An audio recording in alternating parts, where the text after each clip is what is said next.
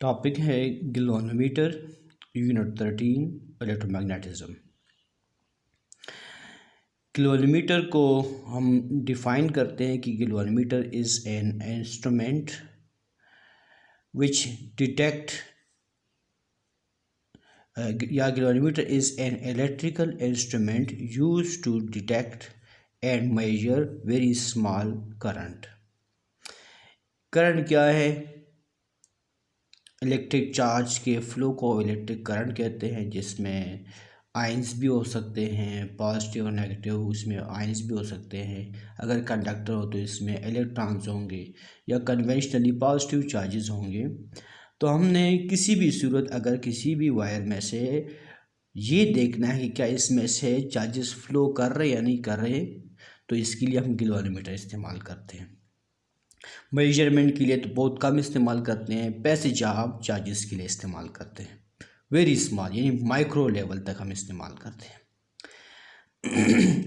ये जो जो मेन पार्ट्स हैं गैल्वेनोमीटर का, उसमें ये आपको नज़र आ रहे एक रेक्टेंगल है, और लेट सपोज ये आपका रेक्टेंगल है ए बी सी और डी। ये एक रेक्टेंगल है जिसमें n नंबर ऑफ टर्न्स है। इस रेक्टेंगल के अंदर आपको नज़र आ रहे कोर है, जो कि एक फाइन कंडक्टर है, आयरन है या सॉफ्ट आयरन है। इसको इस्तेमाल कर रहे हैं। इस कॉइल के अंदर हमें आयरन इसलिए इस्तेमाल करते हैं कि जैसे हम पहले पढ़ चुके हैं कि अगर दो चार्ज प्लेट्स के दरमियान आप कोई इस्तेमाल करते हैं, इंसुलेटर इस्तेमाल करते हैं।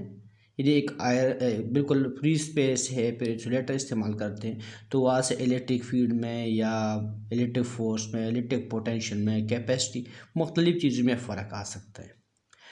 इसी तरह जो परमेबिलिटी है, अगर आप यहाँ पे एक आयरन इस्तेमाल करते हैं तो इसमें परमेबिलिटी में फ़र्क आ सकता है, और इससे जो मैग्नेटिक फील्ड की स्ट्रेंथ है इसमें इंक्रीज़ आ जाता है।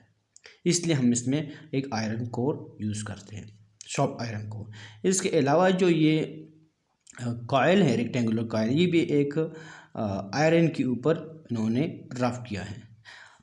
यहाँ पे देखिए आपको एक नज़र आ रहा है T1, एक वायर है, सस्पेंशन वायर है। इस सस्पेंशन वायर में आपको एक छोटा सा स्प्रिंग भी नज़र आ रहा है। साथ इधर से दिस इज़ रब अराउंड, ये T1 और T2 करंट लीड्स है। ये छोटा सा मिरर है, और अगर आप देखें इसमें जो एक्सटर्नल मैग्नेटिक फील्ड है, वो एक्सटर्नल मैग्नेटिक फील्ड आमतौर पे कभी हम इसमें यू शेप मैग्नेट इस्तेमाल करते हैं, या concave cylindrical concave shape magnetic field इस्तेमाल करते हैं। सिलेंड्रिकल कनकेव शेप का फ़ायदा ये है कि आपको ये एक रेडियल मैग्नेटिक फील्ड प्रोवाइड करते हैं। रेडियल मैग्नेटिक फील्ड का मतलब ये हुआ कि हर वक्त आप कॉइल बेशक जिस एंगल से भी हो, लेकिन प्लेन पर मैग्नेटिक फील्ड आपको बिल्कुल परपेंडिकुलर नज़र आ रहे हैं। तो इस सूरत में आपका जो टार्क है दैट विल बी मैक्सिमम। तो इस सूरत में हमने क्या करना है, प्लेन को, यानी हम हमेशा मैग्नेटिक फील्ड को रेडियल बनाते हैं। तो अब इसमें जो मेन पार्ट्स हैं गैल्वेनोमीटर के, वो मेन पार्ट्स क्या हैं? एक तो ये है कि किस उसूल के तहत काम करते हैं। जो गैल्वेनोमीटर है that is based on the principle of torque produce by a current carry coil inside magnetic field, उसके तहत ये काम कर रहे हैं। लेकिन मैं मेन पार्ट्स के बाद प्रिंसिपल को भी डिफाइन करता हूँ। और जिस शेप का है गैल्वेनोमीटर हम एक्सप्लेन करें, इसको कहते हैं डायरेक्शनल गैल्वेनोमीटर। तो गैल्वेनोमीटर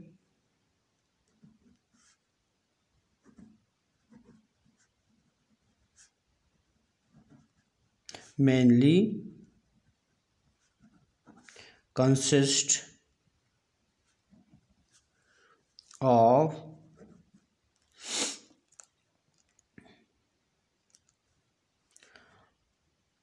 फर्स्ट पॉइंट इसमें है A rectangular coil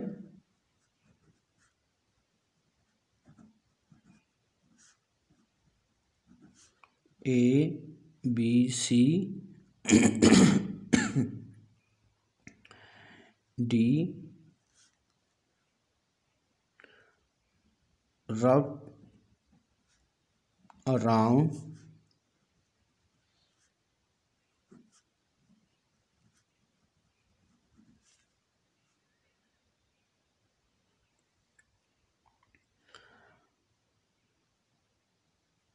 an aluminum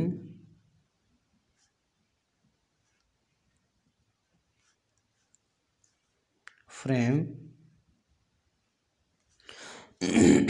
इसमें इसके अलावा क्या है, अ सिलेंड्रिकल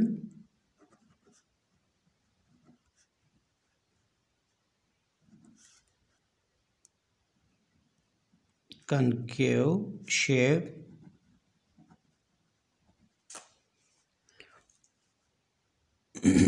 magnet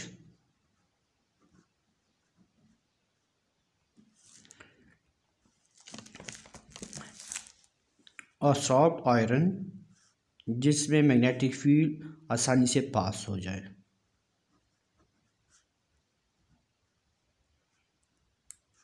जिसको हम F से रिप्रेजेंट करते हैं। Core inside coil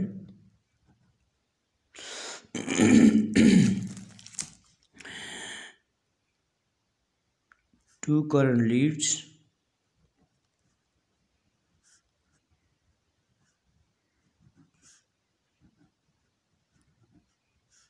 T1 and T2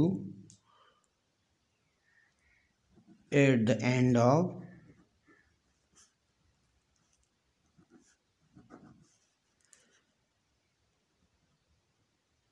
suspension wire. साथ एक मिरर भी लगा हुआ है। ये तो मेन पार्ट्स हैं। किस उसूल के तहत काम कर रहे हैं वो भी हमने इधर मेंशन करना है। ये मेन पार्ट्स है, पहले भी आप लिख सकते हैं। जो मेन पार्ट्स है गैल्वेनोमीटर के वो तो मैंने यहाँ पे मेंशन की है। किस उसूल के तहत काम कर रहे हैं ये भी हमें देखना है। करंट, जब करंट कैरिंग कॉइल किसी भी मैग्नेटिक फील्ड से पास कर ले तो वहाँ पे टॉर्क प्रोड्यूस होता है।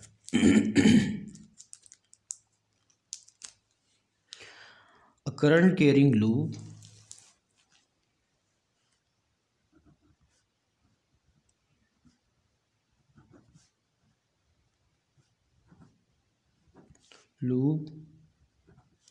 experience a torque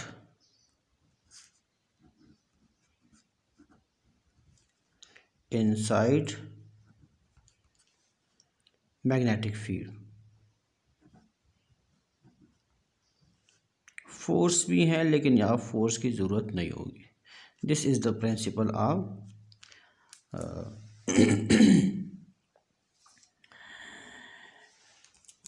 galvanometer. अब इसमें हमने ये देखना है कि किस तरह टॉर्क प्रोड्यूस होता है। हमने पहले टॉर्क का जिक्र करना है और इसके बाद इस टॉर्क को क्या कहते हैं जो इसमें प्रोड्यूस हो रहा है। आप इसको आगे जाके वर्किंग की सूरत में भी लिख सकते हैं।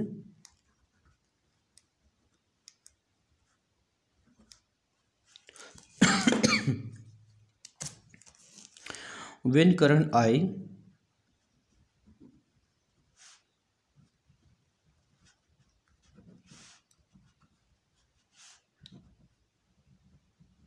passes through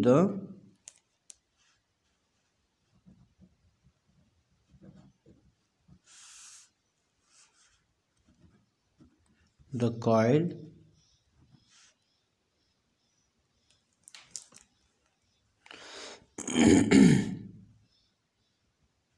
in magnetic field B, then it will start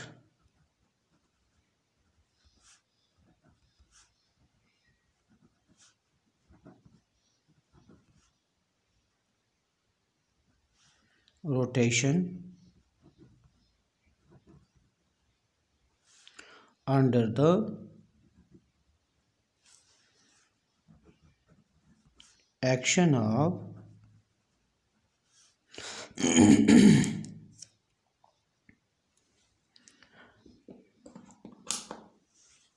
under the action of deflecting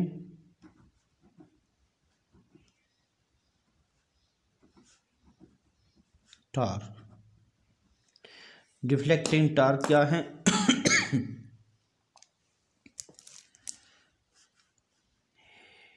T is equal to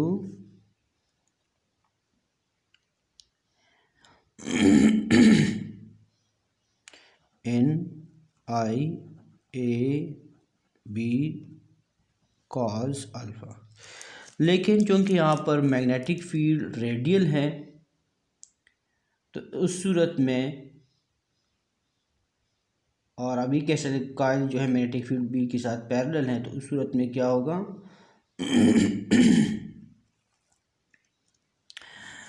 since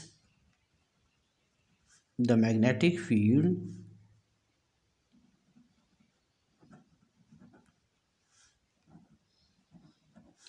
is radial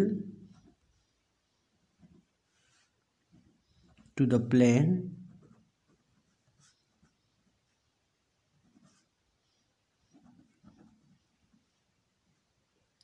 अगर प्लेन के साथ ये रेडियल है, रेडियल मीन जिस तरह रेडियस आउटवर्ड डायरेक्शन में हो तो आप इसको रेडियल कहते हैं।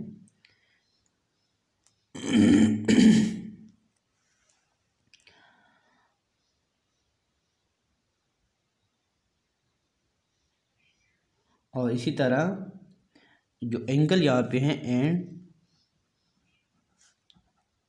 The plane of coil is parallel to magnetic field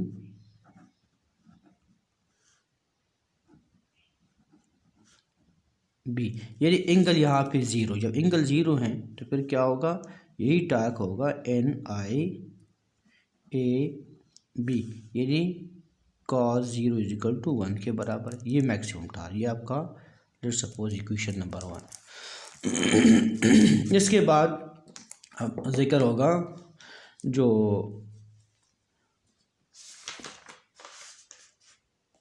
restoring torque का जिक्र होगा।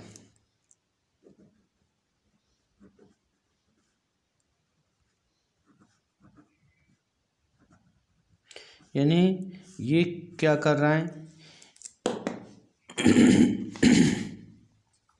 ये टार्क कॉइल को रोटेट कर रहा है। जब ये कॉइल को रोटेट करे तो साथ जो इसमें सस्पेंशन वायर हैं दे विल ट्विस्ट। अब इसको ज़ाहिरी बात है कि जब आप वायर को या कॉइल को रोटेट करते हैं तो साथ इसमें जो तार अटैच हैं, जो वायर अटैच हैं, अगर ये ट्विस्ट हैं जिसको कहते हैं ताव ताव जिसमें आ रहा है, तो ज़ाहिर बात है एक इसमें अप्लाइड टार्क है, एक इसमें एक रिस्टोरिंग टार्क प्रोड्यूस होगा। रिस्टोरिंग टार्क का काम क्या हुआ कि to untwist the wire, untwist the wire. तो दो टार्क्स, एक जैसे एक अप्लाइड फोर्स हैं और एक रिस्टोरिंग फोर्स, इसी तरह एक अप्लाइड टार्क है, एक रिस्टोरिंग टार्क है। यानी the deflecting torque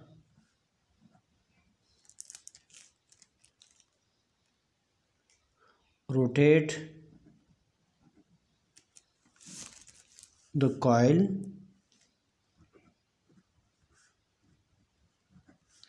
and twist the suspension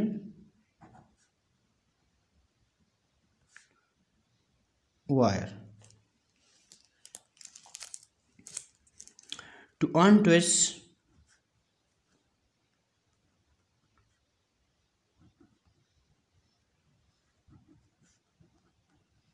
the wire,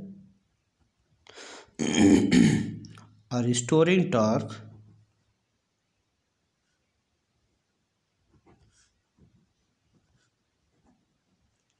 is produced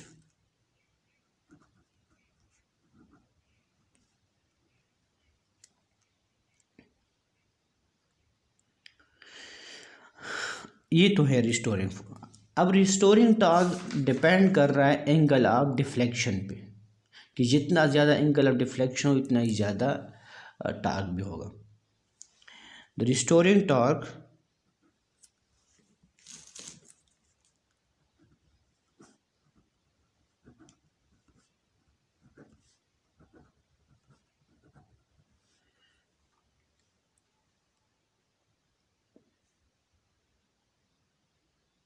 is directly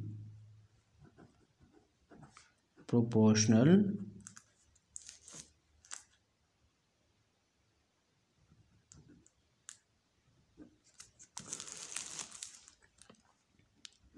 to the angle of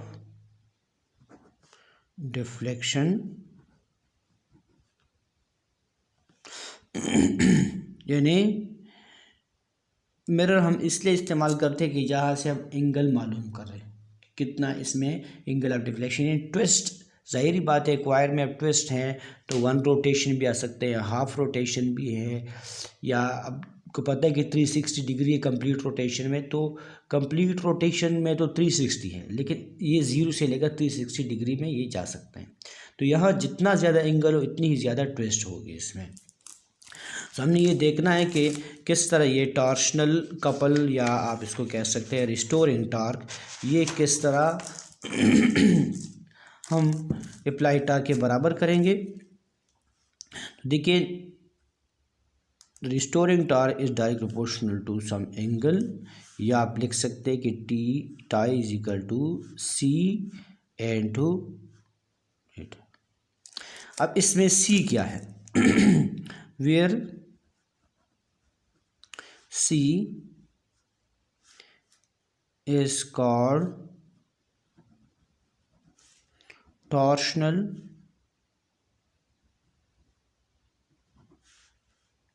couple and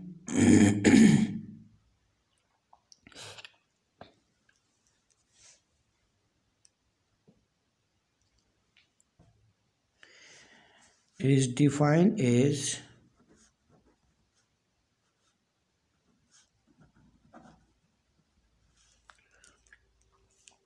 restoring torque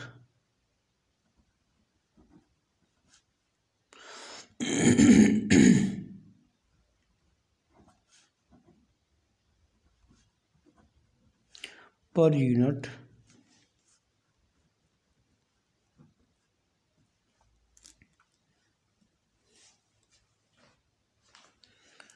twist. This is all about C. Unit भी आप इसी तरह निकाल सकते हैं इसका। ये आपका इक्वेशन नंबर 2 है। जब इक्विलिब्रियम हो तो ये दोनों टार्क्स बराबर होंगे, यानी अप्लाइड टार्क जिसको हम डिफ्लेक्टिंग टार्क कहते हैं, और जो टार्क है restoring torque. At equilibrium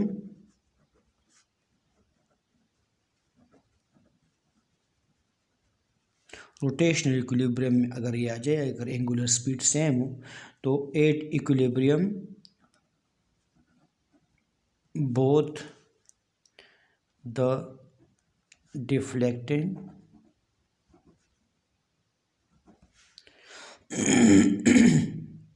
and restoring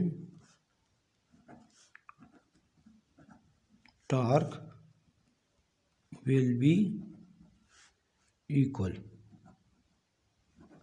जब दोनों इक्वल होंगे, एक साइड पे है NIAB और दूसरी साइड पर है C/θ। अब अगर आप इसमें से I मालूम करना चाहते हैं तो चूँकि हम कर्व मेजर करना चाहते हैं, I is equal to C divide by NAB/θ। अब देखिए C कांस्टेंट है, हमें तो पता है कि C कांस्टेंट है, इन नंबर ऑफ टर्न्स है वो भी कांस्टेंट है, A इसमें एरिया है वो भी कांस्टेंट है, B मैग्नेटिक फील्ड है जो एक्सटर्नल परमानेंट मैग्नेटिक फील्ड है वो भी कांस्टेंट है। तो इसी तरह हमें नज़र आ रहा है कि C डिवाइड बाय NAB ये भी एक कांस्टेंट है, so I is equal to some constant into theta, या I is directly proportional to theta. जो एंगल ऑफ डिफ्लेक्शन जितना ज़्यादा हो, करंट भी उसी तरह ज़्यादा होगा। अब ये एंगल हम मालूम करते हैं, इसके लिए दो मेथड्स हैं, एक है लेंथ स्केल मेथड और दूसरा है पायोटेट टाइप गैल्वानोमीटर, यानी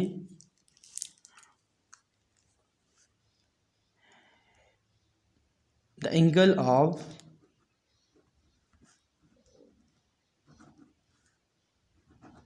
deflection can be measured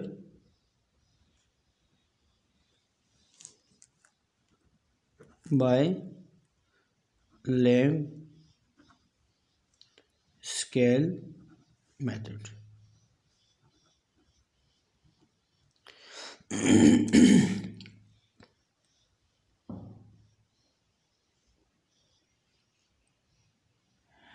और इसके अलावा और भी सेंसिटिव गैल्वानोमीटर है जिसको कहते हैं पायोटेट टाइप गैल्वानोमीटर भी कहते हैं या वेस्टर्न टाइप गैल्वानोमीटर भी कहते हैं, लेकिन चूँकि कोर्स में सिर्फ यहाँ तक शामिल है कि किस तरह हम सिंपल गैल्वानोमीटर को समझ लें।